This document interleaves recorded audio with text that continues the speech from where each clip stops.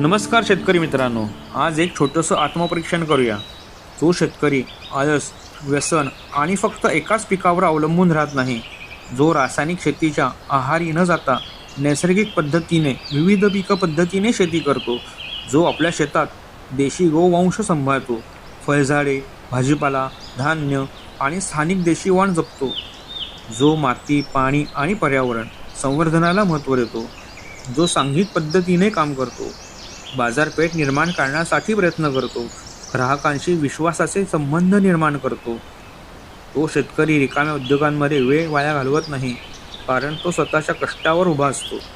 असा शेतकरी इतका सक्षम आणि समृद्ध बनतो की अनेक वेळा तो सरकारी अनुदानाकडेही पाठ फिरवतो. मग स्वतःला एक प्रश्न विचारा, आपण कोणत्या प्रकारचे शेतकरी आहोत?